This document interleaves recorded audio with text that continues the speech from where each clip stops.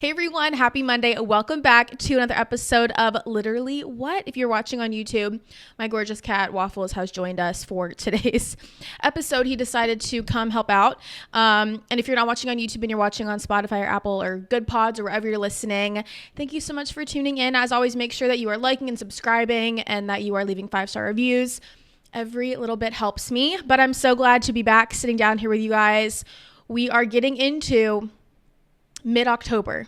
Guys, I cannot express how fast life goes by. Genuinely, like each year, the years go faster and faster, and it's like so crazy to me. The fact that like there's 2.5 months left. Like I'm not even gonna talk about it because it's so crazy. Anyway, I hope everyone had an amazing weekend. This past week, I got to go to the fair, which was just the most exciting thing and the number one bucket list item for my favorite fall. And I went with a few friends, and one of the first things we did was watched one of the like little magic shows. And most of the time, like magicians, I'm like, oh, like that's so cool, and then I'm not like wowed by it, or I'll see like a video on TikTok of how like someone did it. But it was this girl, Lady Houdini, and she did multiple tricks, okay? But she did this one trick that genuinely, like me and all my friends, like our jaws were on the floor for a solid like 5 minutes after she did this like trick. So basically, she picked someone out of the audience, and come to find out, you have to pick someone who's wearing like a jacket or something. And so her and the guy went up on stage. The guy like tied her all up. Like she was tied everywhere, like feet, hands, neck, like you name it. She was tied up. And then her and the guy stepped into this little, like, you know, when they're doing like the changing acts and they pull up the like circular curtain and then shake it. So the guy, her husband, who's also like her assistant, held up the thing, was shaking it around. You could see the guy's head. He was facing us, and then the magician was behind him, right? Shaking, shaking, shaking. Okay. They dropped the curtain, and his jacket was on her body with the rope exactly where it was tied over the jacket. Like the jacket was under all of the ropes that he tied. And the guy was just sitting there like, what the heck? And I still don't know how it happened. I was going to look it up, and then I was like, you know what? I just want to believe that that was magic, because that was genuinely probably the craziest magic act I've ever seen in my life. So Lady Houdini, good job, girl. And then she did the like whole water torture chamber, which I do kind of know how that one works. Still, she holds her breath for the longest freaking time. I just like, yeah, magicians are like scary to watch, but that one was insane. Like my jaw was dropped to the floor. And then we went on 2 rides. Okay. I don't know if it's because I'm like in my 20s or I forgot to take my Dramamine, but we went on 2 rides. And I got so nauseous after the second ride. So the first ride we did was the pirate ship, which is just like my favorite nostalgic one. And we were on it, and I'm looking around like, guys, this is like pretty intense. And so my friend told me to hold my breath, which I don't know, I've never heard that before, because I guess when you hold your breath, you don't feel your stomach drop. So that helped. But then the second ride we went on, it just like kept like moving my stomach, and I was just like not okay, and I was having fun, and then it just kept going on way too long. I was like, I need to get off this ride. Like I'm actually gonna projectile vomit all over the place. And so after that, I was done with rides. They also got rid of like the big Ferris wheel, which like I was kind of excited for because my husband always makes me go on it. I'm afraid of heights, so like thank you that it wasn't there. But I was also kind of sad because I was like, it's the fair, like I want the big freaking Ferris wheel. And then we got some food. I got a hot dog because I just love hot dogs. Like, sorry about it. My husband got some fried Oreos. I had like one bite, and I was like, this is so gross. Like, I can't do it. What else? Oh, I did get ice cream as well. So my stomach was just like all kinds of messed up, but like it was worth it. You know what I mean? Like it was worth making myself nauseous. I slept really well that night. And now I have to wait until next year. I love the fair, and it's one of my favorite things, and glad I got to go. So that was my weekend. And then football. You know, the thing about me is that I know I am such a loyal person because I still talk about the Miami Dolphins, even though they hurt me week after week. In like my team meetings at work, I'll still talk about the Dolphins, and, you know, I'll still wear my sweatshirt, and It's hard because everyone laughs at me. But it's okay because one season, I know that they will be like the best team in the NFL, and I'll be like, yeah, I'm like, I was waiting for that. Like, I've been here this whole time, just a loyal fan. I could be, someone who's just annoyed and like hops on to another team. I could hop onto my husband's team, but I'm not gonna do that because when I have kids, we're gonna have split household, which is so funny because growing up, we did not have a split household. We were just Miami Dolphins. And I was the other day, like, if we ever have kids, like, it's gonna be a split household. Like, my husband's a Texans fan. I'm a Dolphins fan. I'm like, what are our kids, I wonder what team they're going to choose. Like, hopefully they choose the Dolphins because they have, like, cuter colors. And then my husband will joke, like, well, they'll probably go for a team that, like, wins a game. And I'm like, okay, so that's how you want to play it. My friend's boyfriend, they are also, like, opposite teams. And I just find it so funny because I just have never been in that environment. Like, everyone I grew up with, like, they all had the same team as a family. And I'm like, it's going to be a split team over here. So kind of crazy to think about. And hopefully by that time, the Dolphins will pick it up so that I'm not an embarrassment, okay, walking around talking about the Dolphins. Yeah, I think that's everything that I did. I'm sure I did way more, but like we all know, like my brain doesn't remember what I had for breakfast. So if I did something else, I don't know. You'll probably, if you follow me, then you'll see it there. All right, well, without any further ado, let's just go ahead and jump into the stories of the week.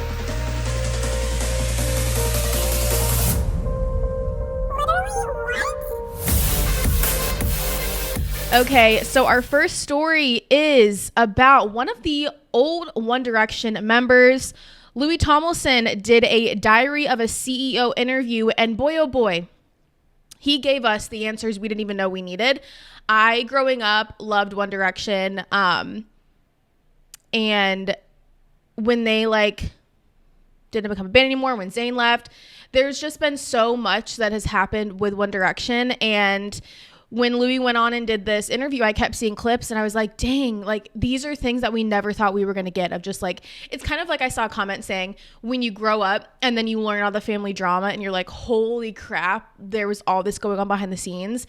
And it was just really crazy. It was a really long interview, so I didn't watch a lot of it, but I did do a little bit of summarization so we can just kind of talk about a little bit of the bombshells and crazy things that he talked about, starting from even him just going onto the X Factor and up till now and what he's been going through in his life recently. But he was 18 years old and he shot to global fame in 2010 as part of One Direction, and obviously so much has happened since then.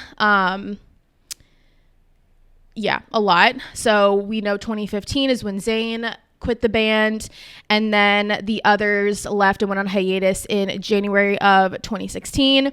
His mom passed away in 2016. In 2019, his 18-year-old sister passed away.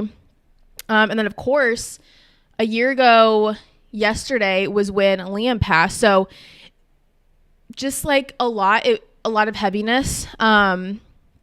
But he went on and just opened up about literally everything. He also talked about how he was never afraid to push back against record label execs.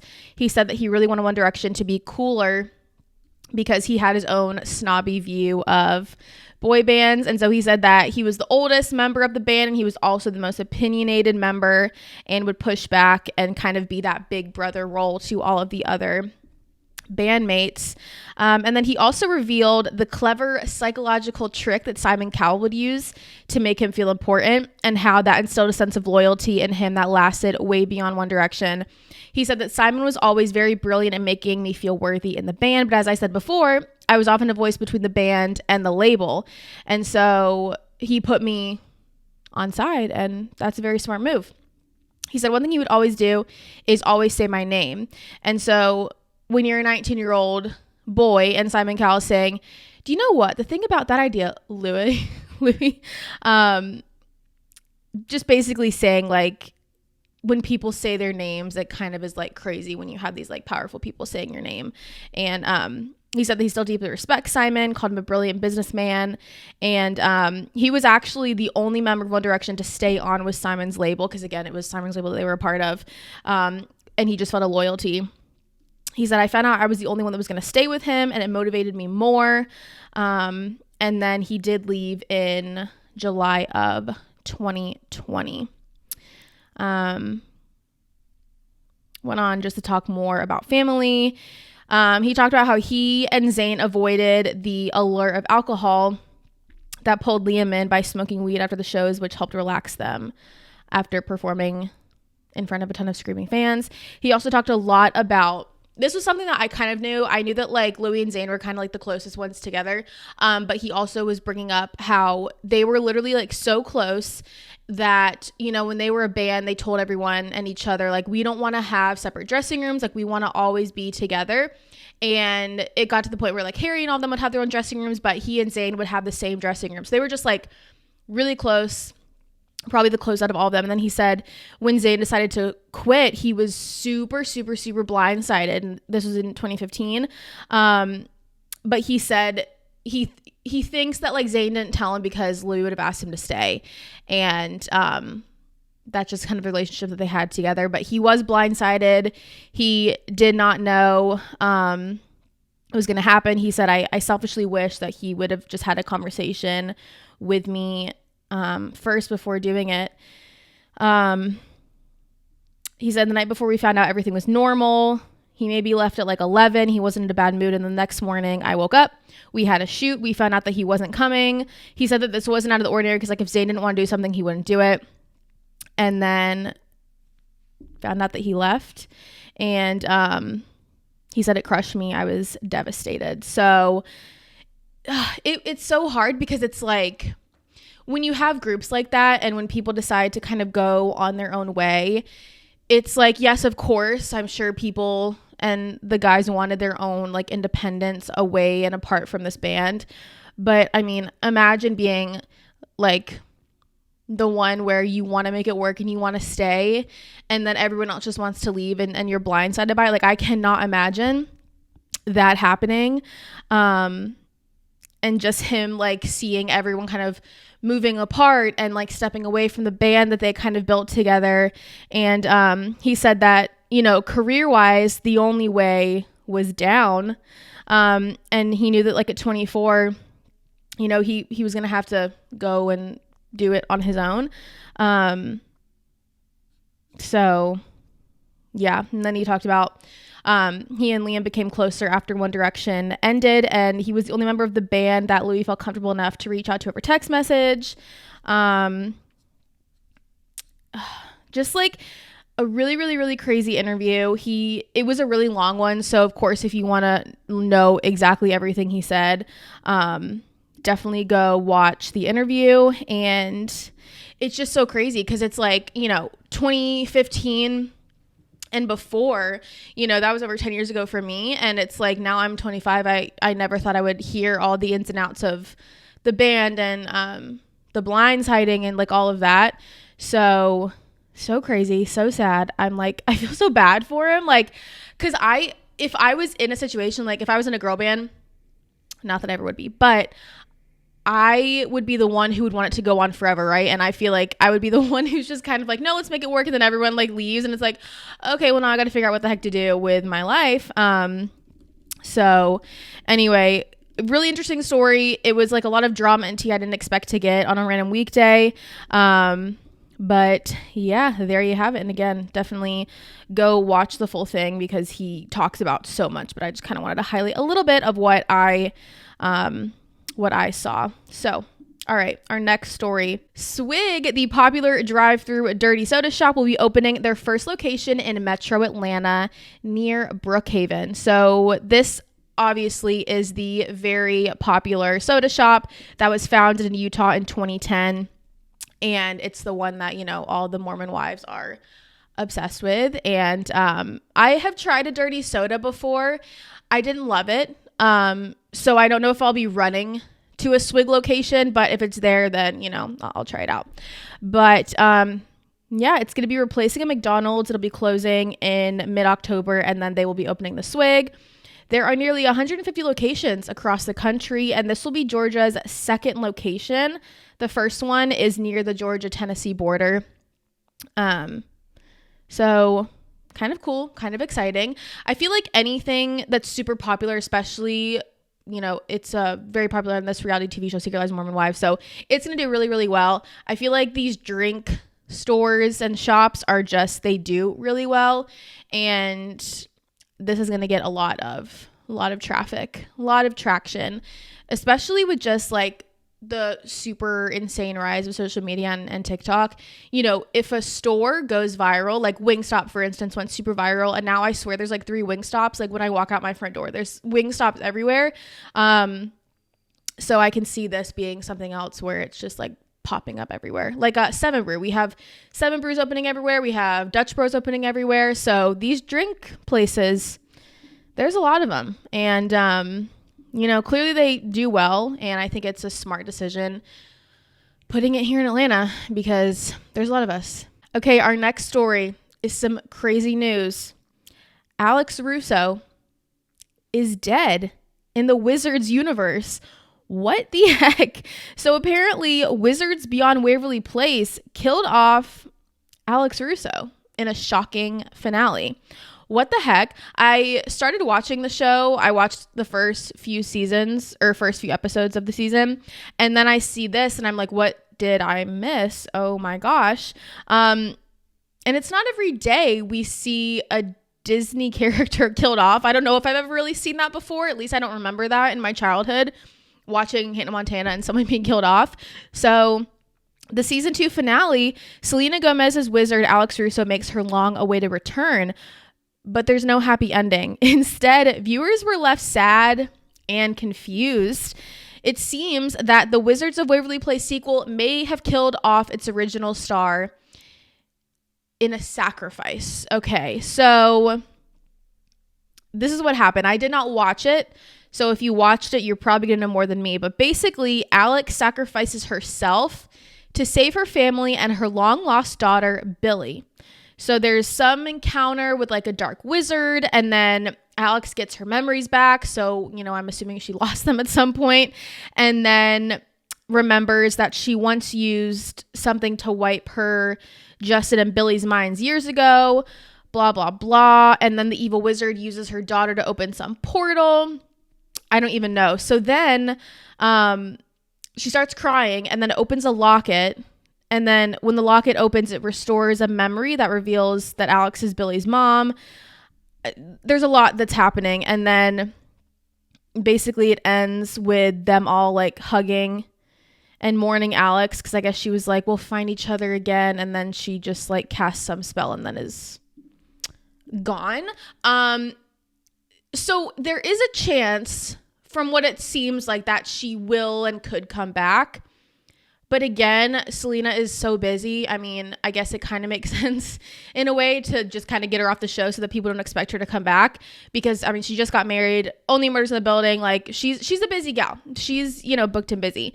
This is so crazy. Like, I don't know. So someone said that, like, technically she's not dead. She's just stuck in a world of dark magic. It's kind of giving, without spoilers, Crescent City, the book series that I'm reading right now, and her fate remains uncertain. So she could be alive and trying to find a way back to her daughter. But then we get David Henry, lovely David Henry, giving us a tweet saying, just so you know, Alex Russo is tougher than you think, and there's a lot more to come. You're asking all the right questions. Stay tuned. Wizards Beyond has got some magical surprises up our sleeves. So maybe this is a way to just get fans excited about coming back for another season. I don't know. But now I kind of want to go watch season 2.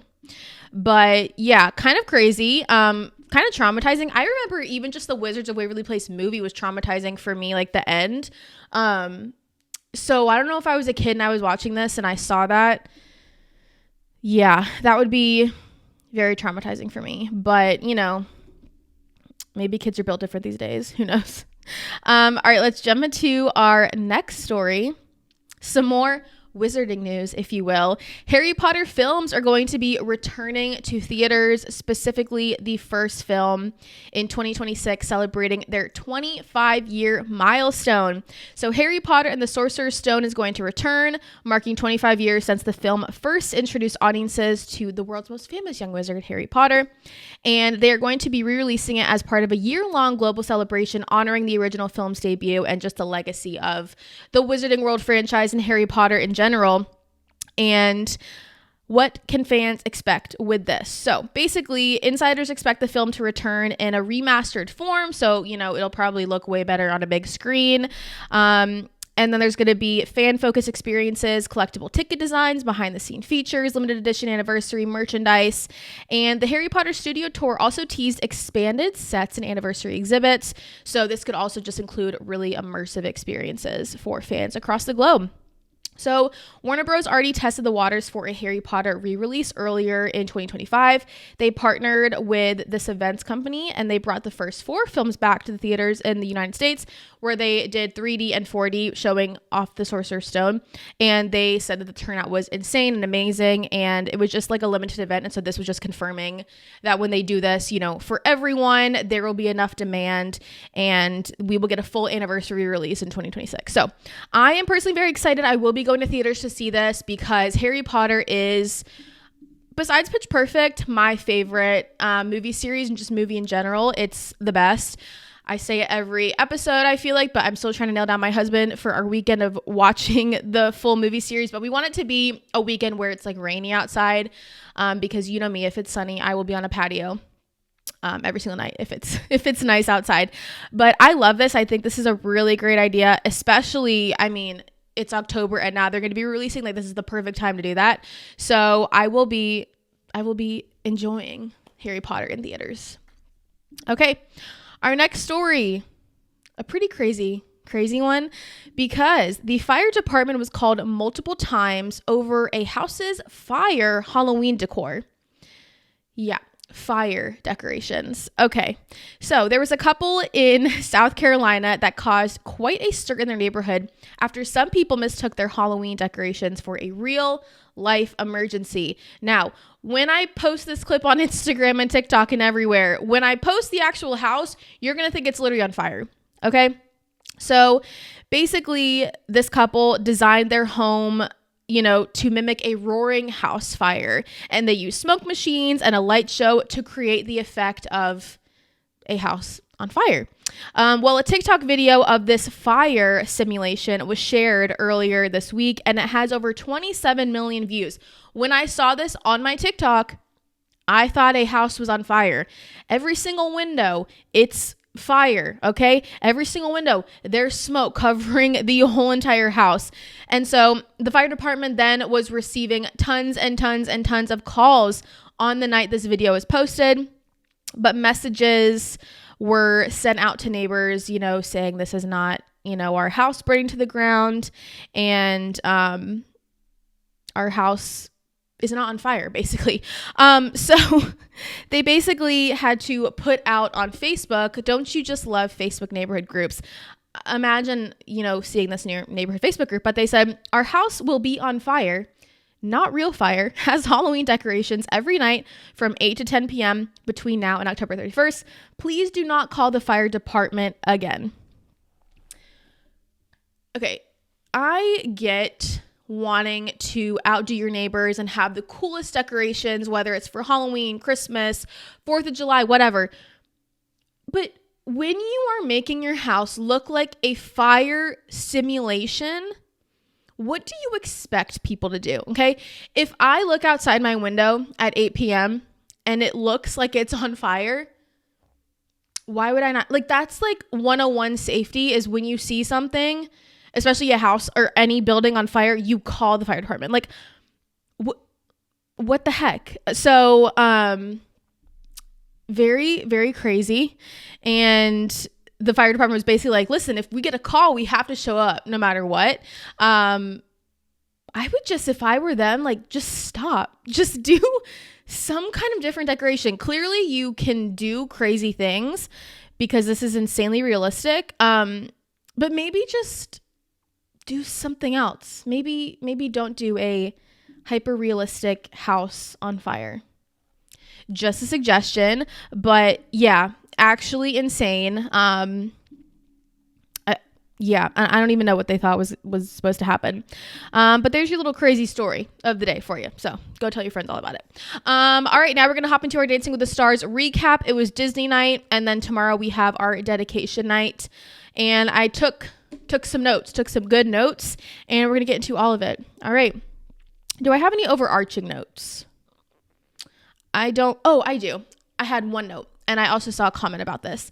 I thought that Disney night, aside from a few handful of dances, the choreography didn't feel like what week we're on. It didn't feel very like, I don't know, not as good as other weeks in my opinion.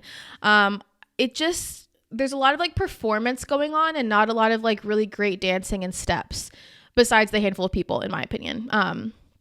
So anyway, that's what I'll say before going into this. In general though, love Disney night. It's one of my favorites. We all know I worked at Disney and I'm a Disney adult. Okay. Like I love Disney. Sue me. All right. So we open up with Dylan and Daniela doing a quick step. They hit all the steps. I love the choreography and the content. He got 2 8s and a 7. Listen, I love them as a couple and as a pair. I think he gets better every week and he learns the steps and he hits every step. And that's what I look for is, are you hitting the steps and are you enjoying your time out there? And am I looking at it and can I see you like thinking ahead? And with him, like for me, this is just my opinion, but I feel like he just performs really well and he has fun and he hits all the steps and I like them. But I also am biased because I love Daniela. So, yeah, but I loved it. Then we had Danielle and Pasha with another quick step.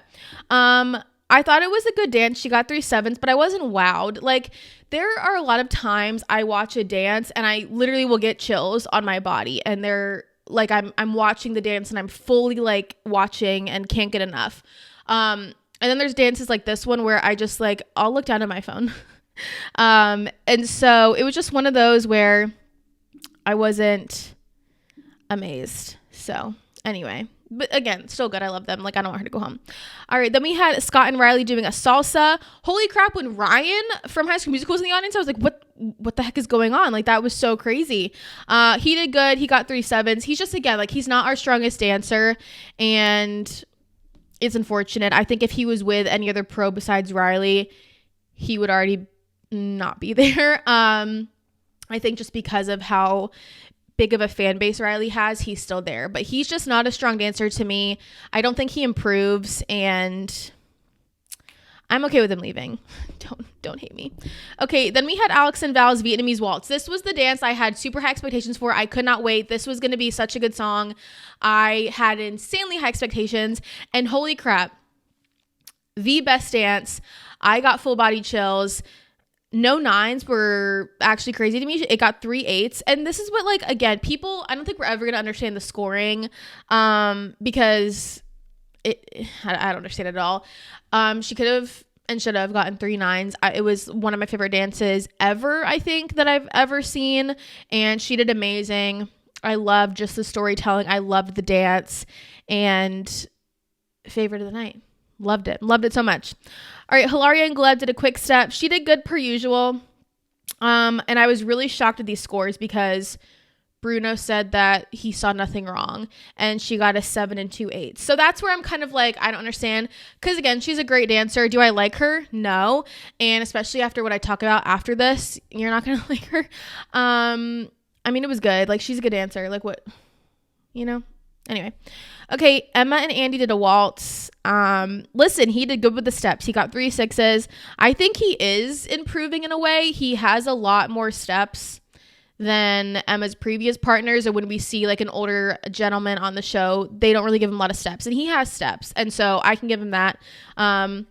He does well with it. And so, yeah, I don't think he should continue to stay, because I think the dancers who are doing really well need to stay. That's my opinion. I know he has an insane fan base, so I can see a scenario, if you will, of him making it really, really far. Do I think he should? No.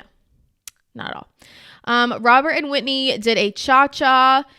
Okay, I don't know, like, what it was. This dance seemed really slow to me, and it was supposed to be a cha-cha. I didn't really like it.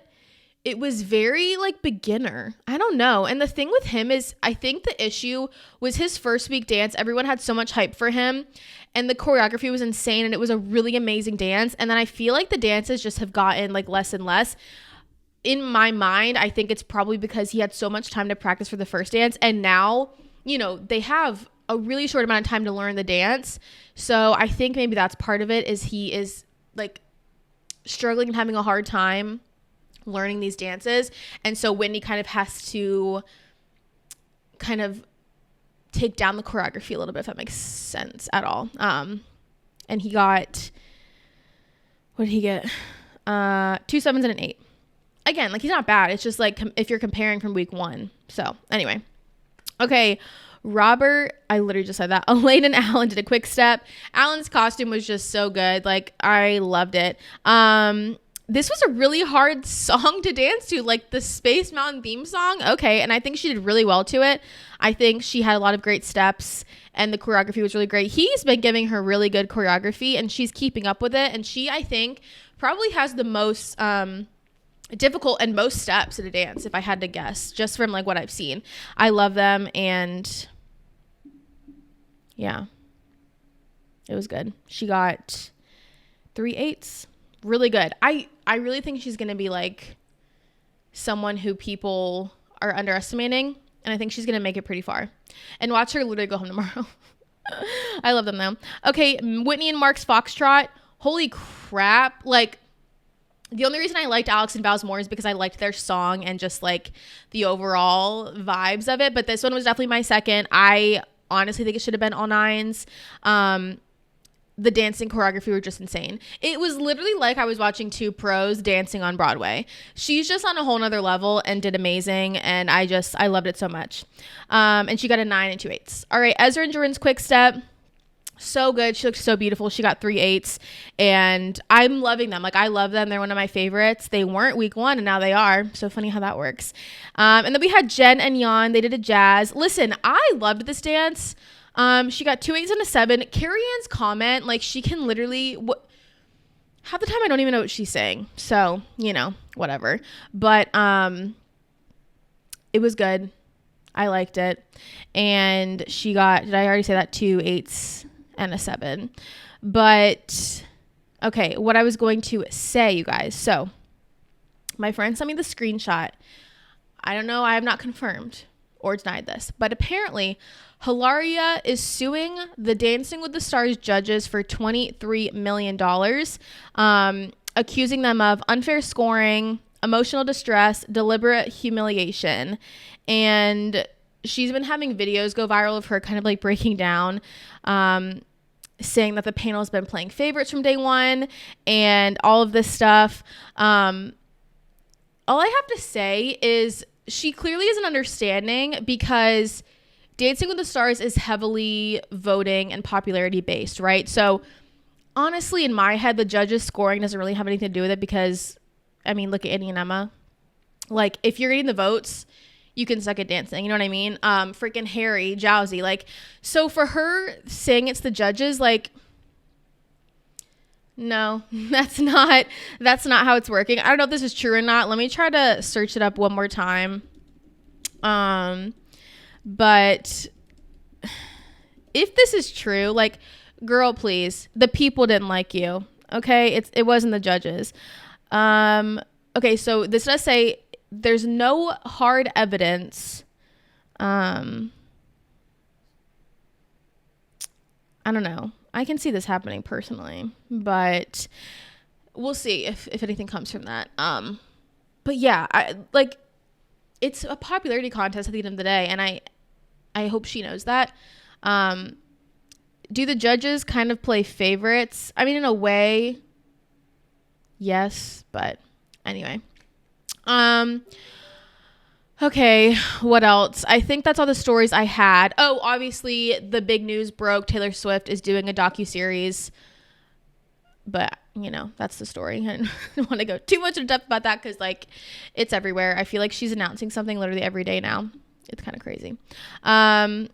But yeah, that is our episode for this week. I hope you guys enjoyed. I'm excited for dedication night tomorrow. It's going to be crazy who starts to go home now, because now I love everyone. It's going to be hard seeing anyone go home. And I hope that whoever does go home, can they just be graceful with it? Like, why, when people are leaving, they're just like so like mean and like nasty, and I don't like it. I don't like it at all. I don't like the attitude. Have a better attitude, okay? But as always, thank you for tuning in. If this is your first time, click the link and it'll take you to like literally all my stuff. TikTok, Instagram, YouTube, literally everything. I also put my like story timestamps in the description box if you want to skip to a story, or if you don't care about seeing the stars, you can just kind of like skip over it. And yeah, I love you guys so much. Thank you again for always tuning in and just being the best and most amazing supporters in the world. And I will see you back here next week for some more stories that will have you saying literally what. Bye guys.